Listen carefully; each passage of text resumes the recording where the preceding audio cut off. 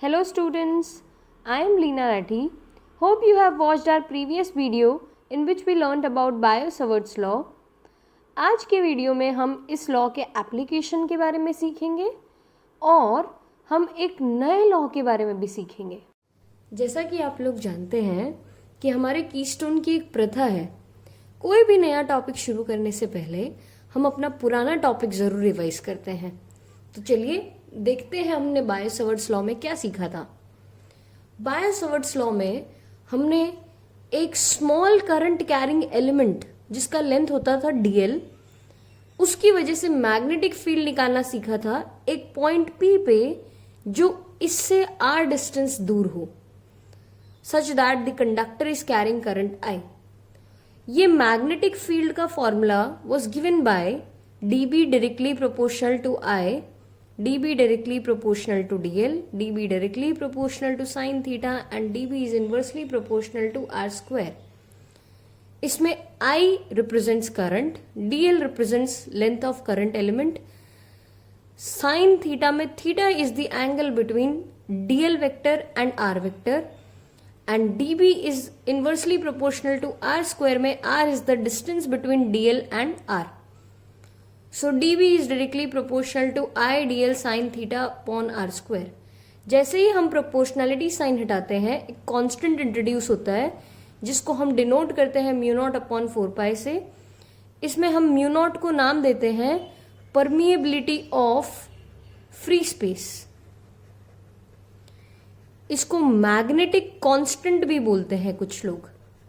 इस magnetic constant का value भी हमने लास्ट टाइम सीखा था which was 4 pi into 10 raised to -7 tesla metre per ampere. हमारा नेक्स्ट टॉपिक है magnetic field due to a circular current carrying loop on its axial line. ये हम डिराइव करेंगे यूजिंग बायो-सावर्ट्स लॉ। और derive करते हैं तो हमें कुछ कंसिडरेशंस लेने पड़ते हैं। So let us consider a circular loop in YZ plane having center O, radius A, carrying current I in anti-clockwise direction. We need to find magnetic field at a point P which is at a distance of x from the center on x-axis. To do so, we need to assume a very small current element having length dl on the circular loop. Let R be the position vector of P with respect to dl। अभी तक जो भी हमने considerations पढ़े और diagram देखा वो कुछ इस तरह से था। और इस dl वेक्टर की वजह से मैग्नेटिक फील्ड अगर मुझे यहाँ पे P पॉइंट पे ढूंढनी हो तो we will use Biot Savart's law. And as per Biot Savart's law the magnitude of dB would be equal to mu naught I dl sin theta upon 4 pi r square. अगर मैं उसे वेक्टर फॉर्म में लिखूं तो dB vector is equal to mu naught I dl cross r upon 4 pi r cube. This dl vector is coming out of the plane of the paper, ऐसे बाहर की तरफ निकलता हुआ है। And r vector is in the plane of the paper, so the angle between dl and r here would be equal to 90 degree. और अगर vector product से मैं इसकी डायरेक्शन ढूंढूं using right hand thumb rule तो dB vector would be pointing in such direction.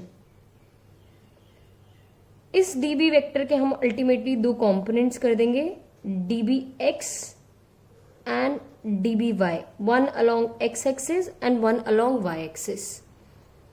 और x axis के साथ वाले एंगल को हम नाम दे देंगे थीटा। डायग्राम में अगर ये थीटा है तो ये बचा हुआ एंगल हो जाएगा 90 माइनस थीटा। और r वेक्टर और dB वेक्टर में ऑलरेडी 90 डिग्री एंगल है as per the property of cross product, so this angle would again be theta. और इस पर्टिकुलर राइट एंगल ट्राइंगल में ये थीटा होगा तो ऑल्टरनेट इंटीरियर एंगल की प्रॉपर्टी यूज करके this angle would also be theta. So ultimately we can write theta is angle between r and a। Please keep this in mind कि यहाँ हमने जो बायो-सवर्ट्स लॉ में थीटा लिखा था और ये जो थीटा हम लिख रहे हैं वो दोनों सेम नहीं है। To avoid the confusion I would say हम इसको फाई ले लेते हैं, where phi is the angle between dl and r and theta is the angle between r and a. Derivation को आगे कंटिन्यू करते हैं by writing the value of dB. DB is equal to mu naught I d l sine 90 degree upon 4 pi r square. और अगर मुझे इसको direction देना हो तो मैं इसको कोई रैंडम डायरेक्शन दे देती हूं, dB cap.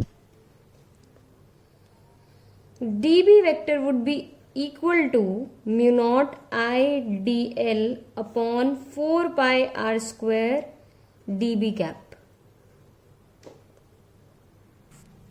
From this right angled triangle, we can also say that r square is equal to a square plus x square. That is the proper Pythagoras theorem. So we can also substitute the value of r as root में r square plus x square plus a square. So r square would be simply a square plus x square. So db vector would be equal to mu naught I d l upon 4 pi a square plus x square dB gap.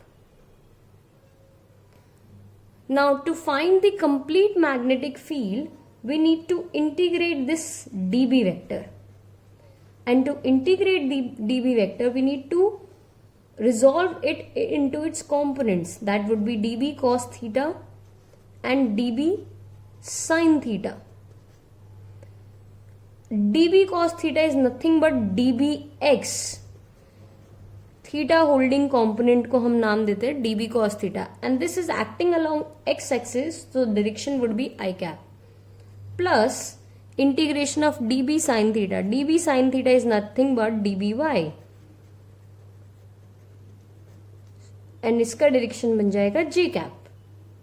जब हम इसको पूरे को integrate करेंगे तो we would find out that the integration of db sin theta would turn out to be 0, and इसका integration normally हमें करना पड़ेगा, that would be mu naught I d l upon 4 pi root a square plus x square into cos theta I cap. Why this integration is 0? तो उसका reason ये है कि for two diametrically opposite current elements,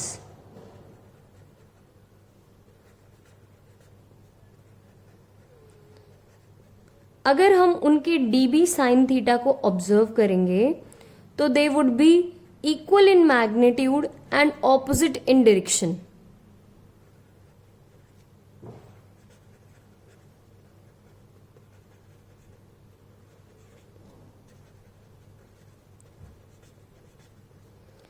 since ऐसा scenario है हमारे पास, so db sin theta का नेट इंटीग्रल हो जाएगा 0 एंड db cos थीटा को हम इंटीग्रेट करेंगे. Again from that particular triangle I can say that cos theta could be written as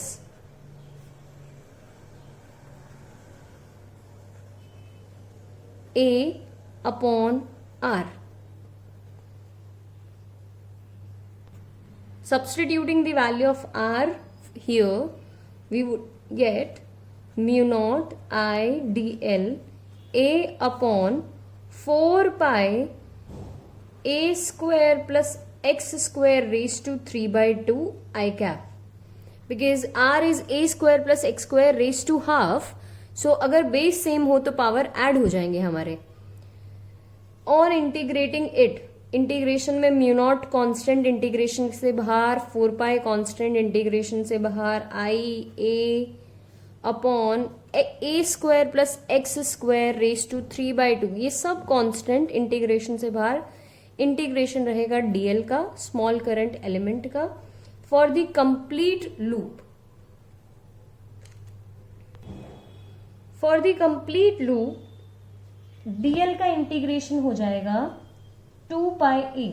So it would be mu naught IA upon 4 pi into a square plus x square raised to 3 by 2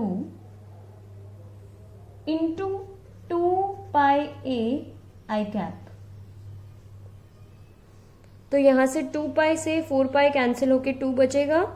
this would be mu naught I a square upon 2 times a square plus x square raise to 3 by 2 I cap. This is the magnetic field due to a circular loop at an axial point. If there are n turns of the circular loop, magnetic field would be equal to mu naught NIA square upon 2 times a square plus x square raised to 3 by 2 I cap. So we have derived magnetic field due to a circular current carrying loop at an axial point. तो चलिए एक कदम और आगे बढ़ते हैं और हमारे नए लॉ की तरफ चलते हैं. हमने इलेक्ट्रोस्टैटिक्स में 2 टॉपिक्स के बारे में सीखा था, Coulomb's law and principle of superposition. जब तक 2 या 3 चार्जेस होते थे तब तक ये दोनों बहुत ईजिली हमारे क्वेश्चन सॉल्व करने में हेल्प करते थे. बट जैसे ही हमें इनफाइनाइट चार्जेस की कहानी आने लगी, प्रिंसिपल ऑफ सुपरपोजिशन में भर भर के इंटीग्रेशन आने लगा. But then comes the saviour in our life, Gauss's law. Gauss's law ने सिमेट्री का यूज़ करके वही डिफ़िकल्ट इंटीग्रेशन जो हम 15-20 स्टेप्स में करते थे उसको 4-5 स्टेप्स में सॉल्व करना शुरू कर दिया, and that too without any actual integration formula. अब हम यही कहानी क्यों सुन रहे हैं? बिकॉज मैग्नेटिज्म में भी कुछ ऐसा ही सिनेरियो है. यहाँ के कूलम्ब्स लॉ और प्रिंसिपल ऑफ सुपरपोजिशन का काम बायो-सावर्ट्स लॉ कर रहे हैं, और यहाँ के सेवियर है हमारे एम्पियर सर्किटल लॉ. तो चलिए नज़र डालते हैं हमारे मैग्नेटिज्म के सेवियर पे. Ampere circuital law. It states that the line integral of magnetic field over a closed loop is equal to mu naught times the total current passing through the surface of the loop. It is mathematically denoted as B dot dl, the whole integration, is equal to mu naught I, where I is the total current passing through the surface of the loop. The points which we need to keep in mind for Ampere circuital law is that it is valid for any kind of closed loop and not just a circle. And this law is only valid for steady currents. This is one of the limitations of Ampere circuital law. अगर मैं इसको Gauss's law के साथ compare करूं तो Gauss's law भी symmetry का use करके हमारे लिए चीज़ें ईजी कर देता था सॉल्व करने में. सेम एम्पियर सर्किटल लॉ में भी मैग्नेटिक फील्ड फाइंड करना इजी हो जाएगा यूजिंग सिमेट्री. तो चलिए एम्पियर सर्किटल लॉ से हम पहले डिराइव करते हैं magnetic field due to an infinitely long straight conductor. For that we need to consider an infinitely long straight conductor and we have to decide a point at which we are finding magnetic field. This point is P and we are finding magnetic field at this point, which is at distance r from the conductor. To find the magnetic field, we need to draw a closed Amperian loop of radius r. So we have considered or we have constructed a closed circular Amperian loop. So as per Ampere circuital law, B dot dl is equal to mu naught times the total current passing through the surface of the loop. एक straight conductor के around magnetic field concentric circles में लाई करती है. सो B, the direction of B is tangential at every point of the circle, and dl vector is just a small length element of this loop. So if I assume any point the angle between B and DL would be 0 degree. So B dl cos 0 would be equal to mu naught times the total current passing through the surface of the loop is also I. Since the loop is at equal distance from the conductor, magnetic field would be same. So B would come out as constant from the integration, and the integration would be of dl which is equal to mu naught I. अगर मैं length element का पूरे circular loop के लिए integration करूं तो it would come out to be b into 2πr which is equal to mu naught I. So magnetic field due to a long straight conductor at a distance r would be given by b is equal to mu naught I upon 2πr. This is just a small derivation and this completes our today's session as well. I hope you liked the video. Please share it with your friends if they need help. Please subscribe our channel if you haven't yet, and do comment if there is any suggestion. Thank you so much. Thank you for watching the video.